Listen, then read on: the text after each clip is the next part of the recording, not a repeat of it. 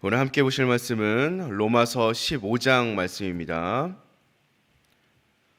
로마서 15장 1절로 13절까지의 말씀. 제가 가지고 있는 성경책은 259페이지, 신약성경 259페이지에 있습니다. 로마서 15장 1절로 13절까지 제가 한 절, 여러분이 한 절 교독하시겠습니다. 믿음이 강한 우리는 마땅히 믿음이 약한 자의 약점을 담당하고 자기를 기쁘게 하지 아니할 것이라.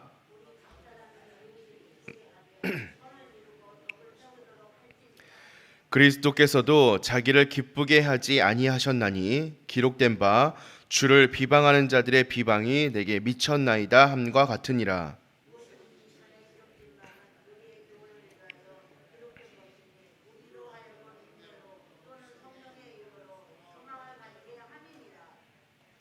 이제 인내와 위로의 하나님이 너희로 그리스도 예수를 본받아 서로 뜻이 같게 하여 주사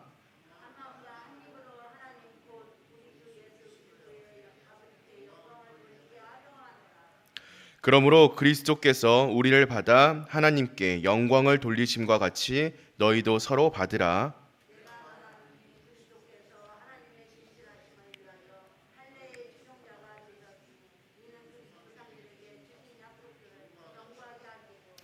이방인들도 그 긍휼하심으로 말미암아 하나님께 영광을 돌리게 하려 하심이라.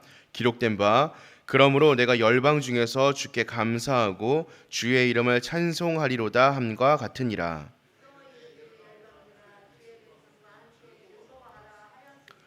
또 모든 열방들아 주를 찬양하며 모든 백성들아 그를 찬송하라 하였으며.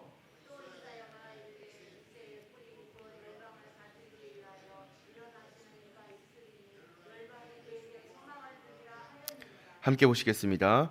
소망의 하나님이 모든 기쁨과 평강을 믿음 안에서 너희에게 충만하게 하사 성령의 능력으로 소망이 넘치게 하시기를 원하노라.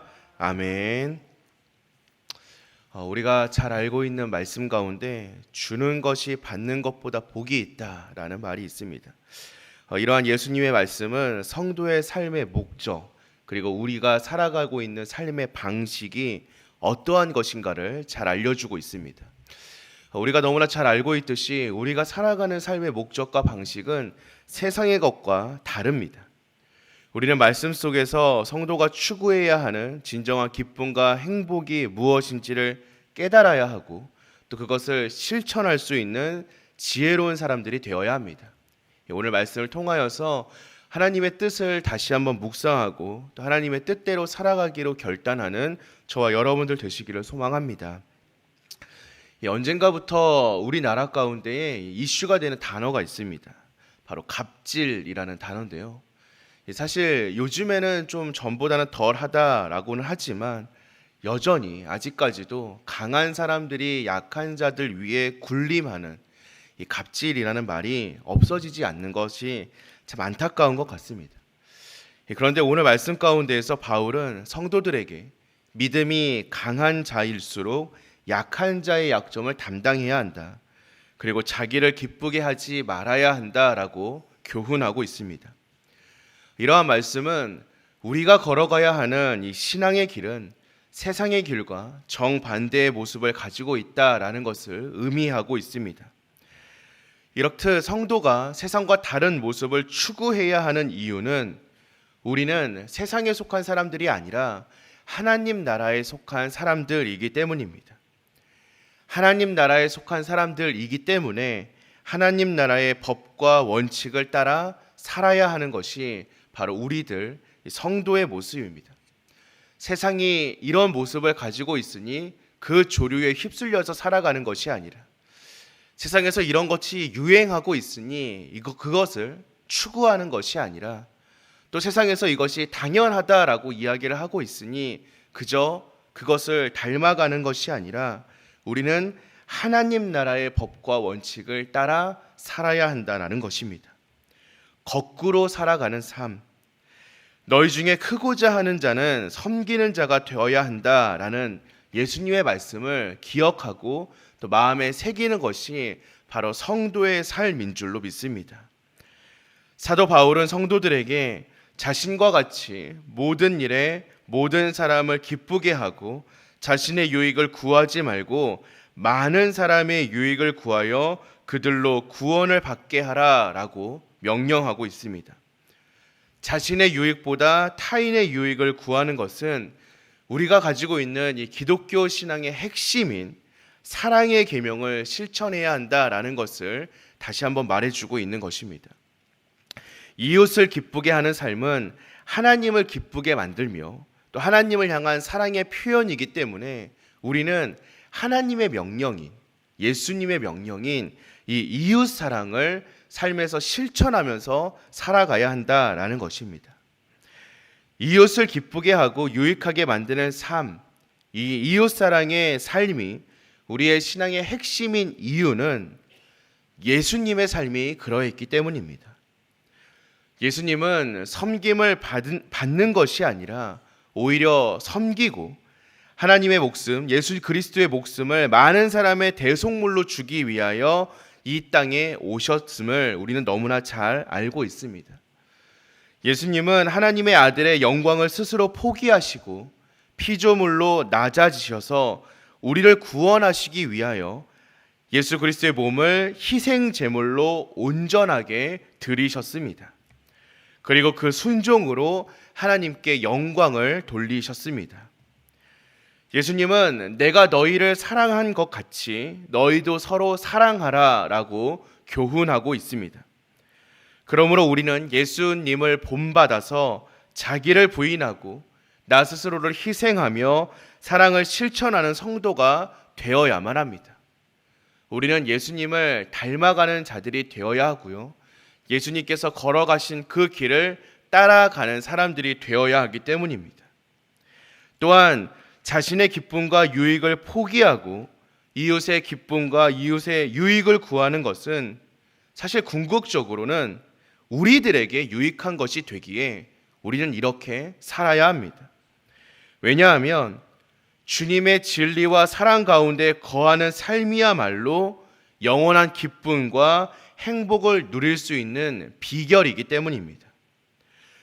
이 세상에서 누릴 수 있는 기쁨, 유익, 또 세상이 주는 기쁨과 유익은 잠깐 있다가 없어지는 풀과 같다라고 성경은 우리에게 이야기하고 있습니다.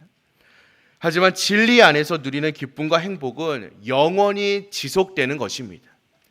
그러니 우리는 영원히 지속되는 하나님 안에서의 기쁨과 유익을 추구하며 살아가는 사람들이 되어야 합니다. 그것이 지혜로운 성도이기 때문입니다.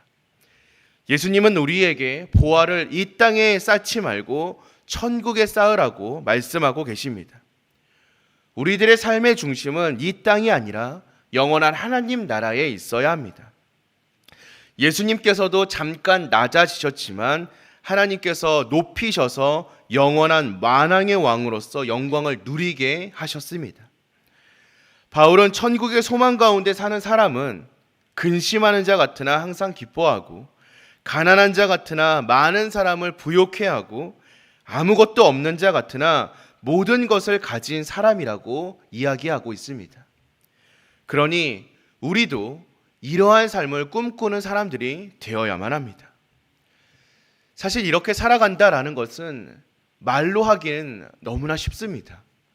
예수님을 따라 살아간다, 이웃을 사랑한다, 나보다 타인의 유익을 먼저 구한다라는 것은 머리로는 너무나 쉽고요, 입술로도 고백하기 참 쉬운 이야기이지만 실천하기는 너무나 어려운 것 같습니다. 그렇게 우리는 부단히 우리를 쳐서 복종시키는 노력이 필요합니다.